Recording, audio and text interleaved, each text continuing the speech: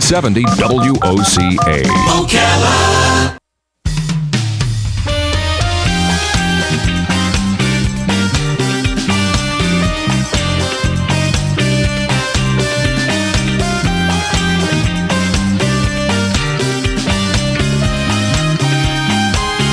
All right, 5 minutes after 10 o'clock. Thank you for tuning in. This past week or so, we had a lot of visitors to Marion County because of the LPGA golf tournament, the golf championship, I guess is the way it's said. And some of those people were saying nice things about Ocala, perhaps thinking about moving here.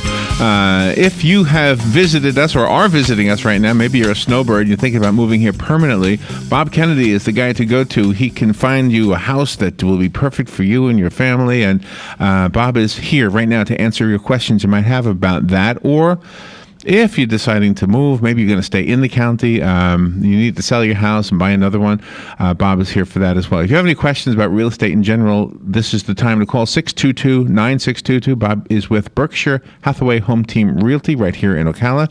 And again, the number 622-9622. Good morning, Bob. How are you? Good morning. Great. Make sure your microphone's on.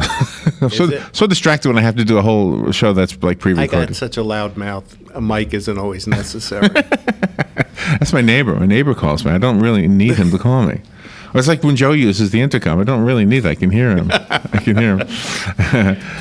how's everything? Did anybody contact you? And do you get a lot of snowbirds contacting you? Oh, absolutely. Yeah? This time of year, especially from mid-January till around the middle of May. You have a lot of people coming in, seasonal, wanting to make the move, deciding what part of Florida they want to be in.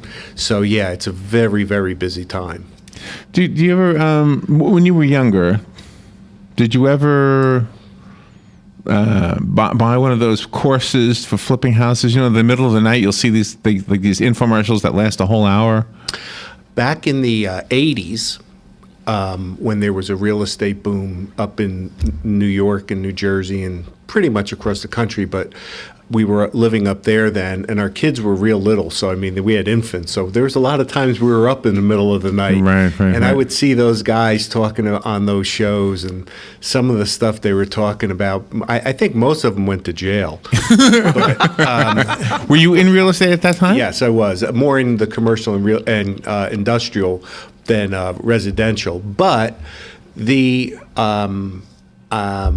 ideas for flipping homes, what guys, that stuff is all valid information, I'm sure, but putting it into practice is a little bit more difficult. They make it look better than it really is. Right. Well, let's face it, they can flip a house in 30 minutes, right? Wow. TV show lasts 30 minutes. By the way, have you seen the apartment building in the Upper West Side of Manhattan that is as tall as the World Trade Center? The new one that they're just finishing? Yeah, I guess that. Yeah. Isn't that amazing? I mean, it's gigantic. It's huge. It stands out more so up there than in the other parts of Manhattan where the buildings are already tall. It's a different world.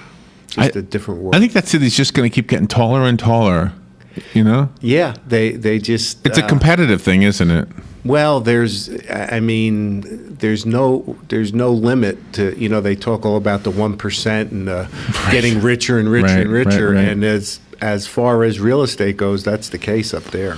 Wow. What keeps people from in Ocala and Marion County from building high houses like that? Why do they keep it like ranch-style houses, maybe just one or two stories, and not three or four for a one-family dwelling?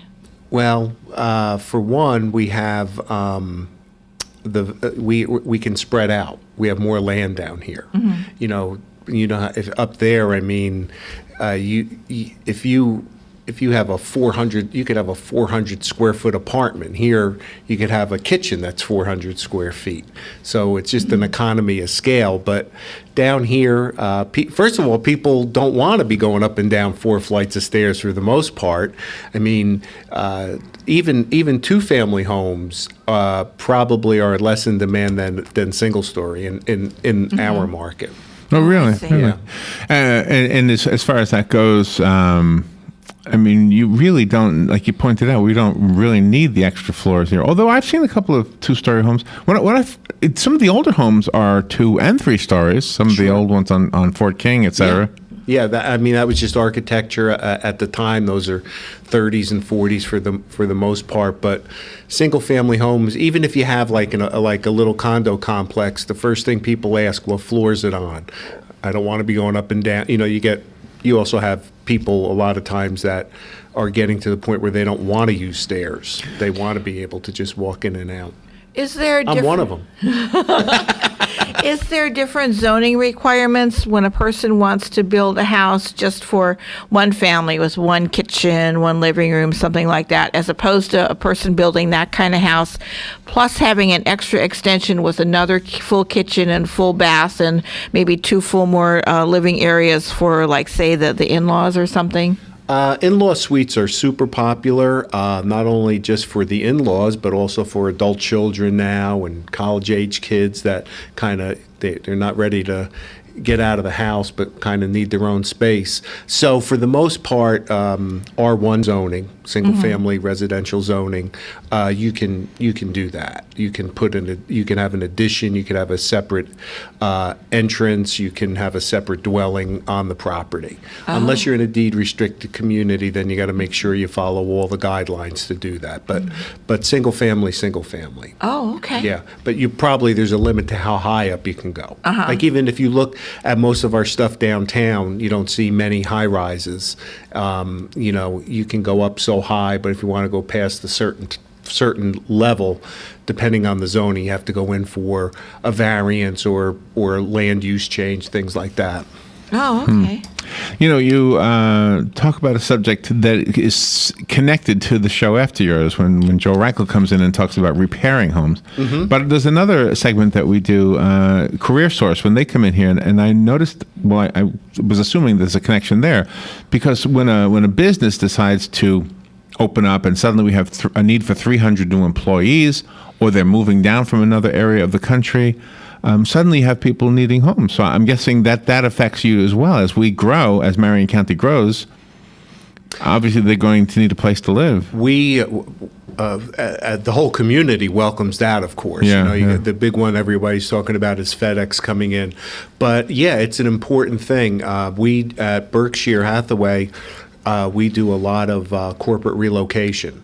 Oh, really? For businesses, for government. So when somebody's coming into town, they don't know the area, so they get assigned to us, and we show them about the community and different areas, and they determine what's the best place to live for them.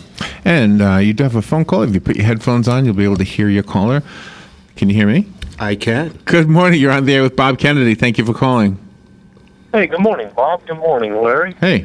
Hopefully this is an easy question. If you're looking at a gated community to purchase a home in, and all of them have an HOA, how do you get a hold of the HOA to read the HOA rules and stuff before you start looking at the property? Because once you read the HOA, you may not want to live there.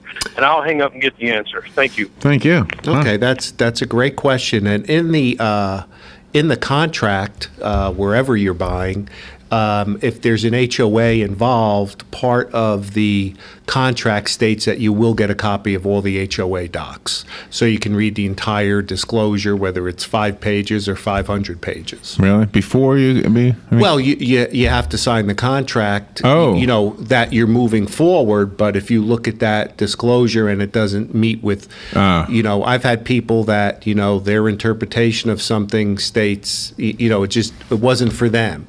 But usually people want to make sure that if they have a boat, if they're able to park the boat, and do they have to have certain requirements where it's kept and things like that. Those are the general kinds of things. And you do have another phone call. Good morning. Thank you for calling. You're on the air with Bob Kennedy. Yeah, good morning, guys. This is Mike. I'm just replying about the gentleman who just called in about the HOA. Some of these things are unbelievable. You need a Pennsylvania attorney to translate it for you, and most of them. My sister lives over in Spruce Creek, Del Webb here, and they went to paint the door on their house, and the HOA came in and said, "Oh, it's not off. It's off a little bit, and you have to go down to Lowe's, and here's the paint number that you can buy, and this is what we authorize you to paint your door with." And they had to repaint their door. You can't leave your garage door open over like 18 inches after 9 o'clock at night. You can't have it open all the way for more than the next number of minutes. So I'm very fortunate where I live over in Crystal Lake. We don't have an HOA, but fortunately we have a lot of responsible people who actually take care of their homes and have a pride in ownership. So we don't have that problem. But absolutely, the HOAs are it's like they can be like a little Gestapo if you're not careful with them. You have to be careful. You have to I guess that's what you gotta look for, yeah. I mean, Wow. they're all part of it. I mean, I'm sure they have their place, just like unions had in their place in the 30s. But boy, they can really be a nightmare. I would never dream of living in an HOA because just for that, I don't want somebody to tell me what color I can paint my door. But at the same time, I don't want somebody next door to me painting their house green, yellow, pink, and purple. Yep, that's true. Yeah, both true. Yeah. Thank you, Mike. So, Appreciate thanks a lot, guys. Appreciate the call. Take care. The phone lines are open, but we do have to take a little break. So if you want to call right now, you'll be on hold about 2.5 minutes, and we'll be right back with Bob Kennedy from Berkshire Hathaway Home Team Realty. The number, if you want to call, if you don't already know, is 622-9622. We'll be right back. The weather is brought to you by myfwc.com. Safe boating is no accident. Lots of sunshine today with highs to mid-60s. Partly cloudy tonight, low 46 in a few inland spots, and 54 along the coast. Tomorrow, mostly cloudy with a high of 67 to 74. We'll have a little rain at times tomorrow night. For Thursday, showers and thunderstorms in the morning, then mostly cloudy in the afternoon with highs in the 60s to near 70. From the Florida Weather Center, I'm meteorologist Joe Lundberg.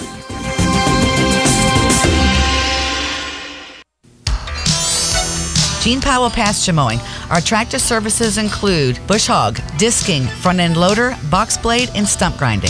We also have zero-turn mowers for the smaller paddocks, aisleways, fence rows, and lawn care. Fence row spraying is also available for weed control. We are licensed and insured. Gene Powell Pasture Mowing, 352-629-2440, or online at powellgene, Gene, at yahoo.com. Gene Powell Pasture Mowing.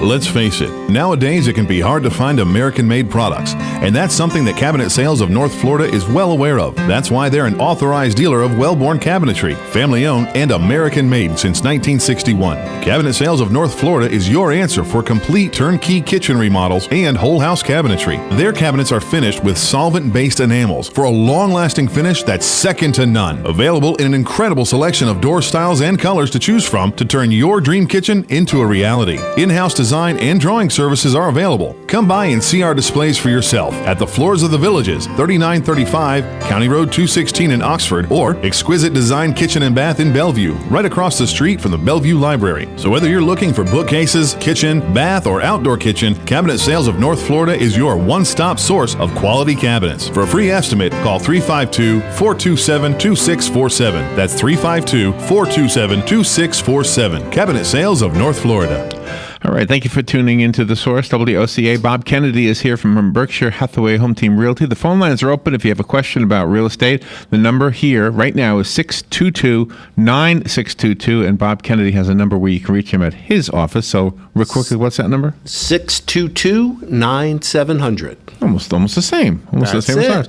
And during the break, we were talking about the homeowner association rules, and obviously, the one thing that we all agreed on, it's really weird when you see people driving up on their front lawns because they don't want to park in the driveway. Yes. They just put their car right by the front door. And they're, most of the HOAs, most communities that have HOAs are the age-restricted communities. Then you get the gated communities in town. They'll have HOAs also. And if you're in an HOA community, it's because you want certain protections. Right. You don't want people parking on their in front of their door. Absolutely, yeah. Things like that. Now, we get calls from people that will say, "Hey, I've lived in this community. I really don't want to." be in that. We'll have people call up and say, I don't care where I go, but I don't want to pay any HOA fees. And those people may want to be in just in a neighborhood. They may want to be out in on some land. So, it takes all types. Is the fee? Let's see. How do I ask this question? Is it voted on by the people who will pay it at all, or is it just? I mean, could you find yourself like a year? Like, okay, I'm okay with that fee, and then a year from now finding it went up a lot, and you had no say so. You're going to follow the guidelines of the homeowners association. Some of them are higher than others. It depends on where they're at.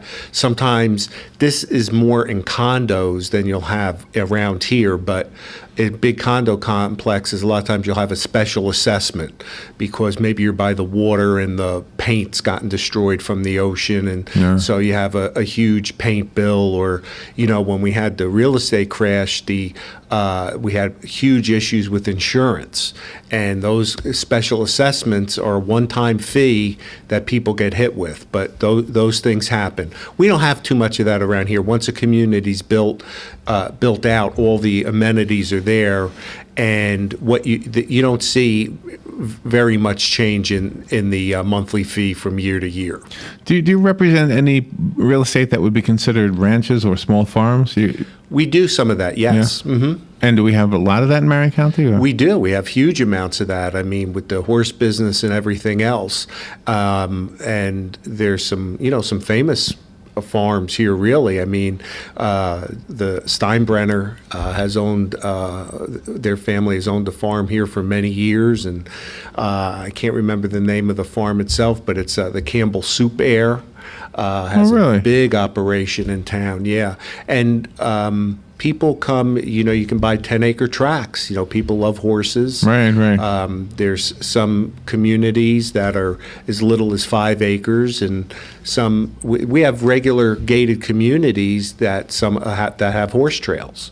So yeah, there's a lot of that around town. Really, some of the gated communities have horse trails in the community? Well, yeah, maybe they're not all gated, but yeah, they have. It's like the Paradiso. It's like that's right. Yeah, that's the kind. Yeah. And don't we have 2 airport or 3 airport communities? We have a few of those, and those are really interesting because you come tooling up in your plane into your garage, and that's the way it works. And there's deed restrictions there. You have to have a pilot's license in order to buy in there. Really? I had a gentleman one time. He was an artist, and he wanted to buy in an air ranch because he wanted to use the hangar as his studio. Mm-hmm. And I just said, he wasn't happy when I said, if you don't have a pilot's license, I think you're going to have a tough time getting through the HOA. Yeah, really. Wow. So, I mean, aside from Jumbo Lair, we have how many? Well, you have one off a Baseline.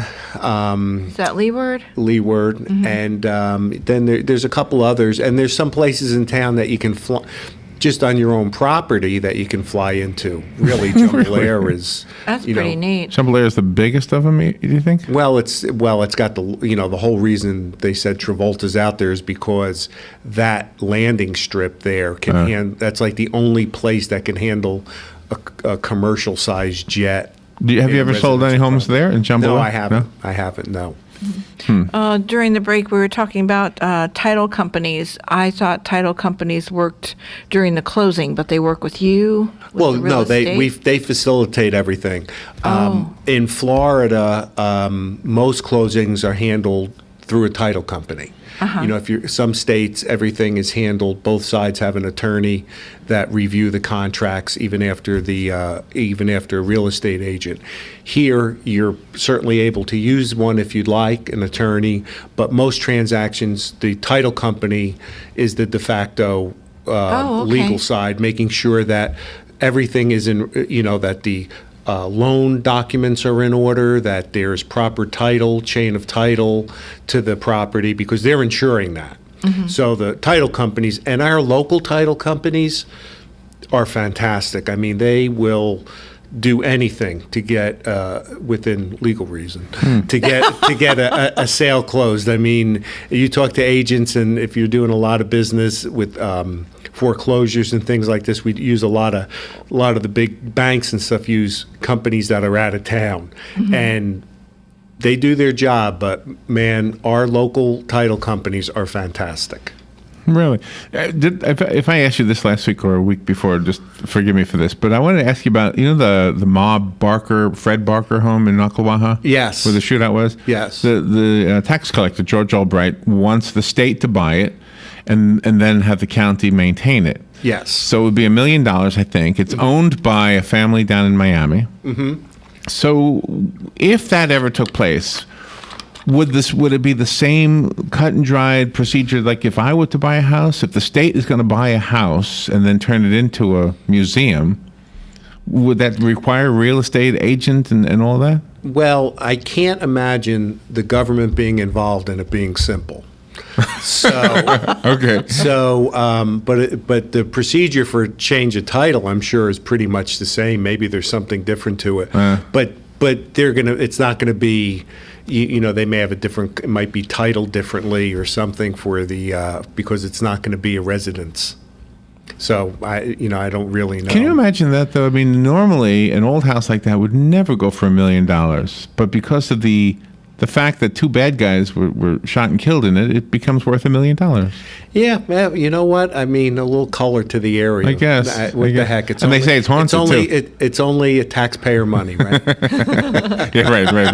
Is it haunted? I hadn't heard that. I heard that both parties, the mother and Fred was the son, right? Yes. Were haunting it, and then a what do you call it, an exorcist or somebody went in and chased one of them away, but the other one is still there. I don't know. It's just a crazy story. It's nice. It's great. Years ago they used to do a reenactment of the shootout. Oh, I didn't know that. Yeah, this is going back some time ago, and I always wanted to go to it, and I never did, and then I think they just stopped it all. You wanted to play the part of like Fred or something? No. I just wanted to watch the reenactment of the shooting. Is there different criteria for when people purchase on the water, say on the lakes or rivers, as opposed to, on dry land?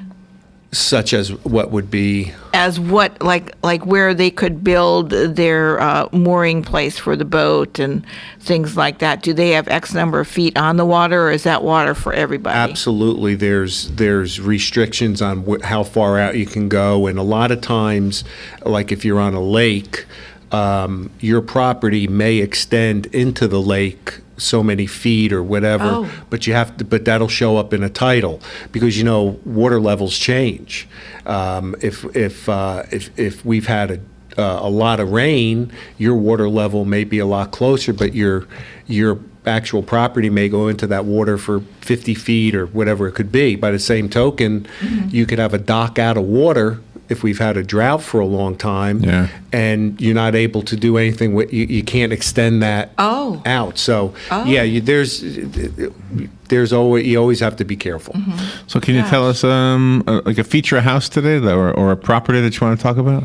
Let's see. We have some really great listings over in Laurelwood. We have two really nice houses. Debbie Browder from our office has them. One's, I think, $425. Another one is $375, a 4-bedroom, 3-bath. In the out in Oak Run, we have several really nice listings. We have a lot of listings coming up in the 55 plus because there's so many people looking to make that move. This is really the best time to sell up there, and also, great time to buy because people are here. We also have a really nice house over in Cobblestone North where the gentleman is going through a corporate transfer. And so they're going to be selling their house. That's a 4-bedroom, 3-bath with 3,000 square feet. So if you need a lot of space or you have a lot of people in your family and you don't want to see them all the time, that's a great way to spread out. Wow. Bob, thank you for doing this. It's always fun, and I rent, and so does Robin. And every time we talk, I always think, one of these days I'm going to sit with you and figure out what I can afford. But sounds like I can afford something pretty good. It's the way you've described it. Cheap money. Cheap money. It's a good thing. What is your phone number? 622-9700. Call us if you need Bob's number. Repeat it over the phone. We'll be glad to do that. Remember, these shows are all posted on the WOCA YouTube channel and the WOCA Facebook page. Thank you, Bob. Thank you. We'll be right back.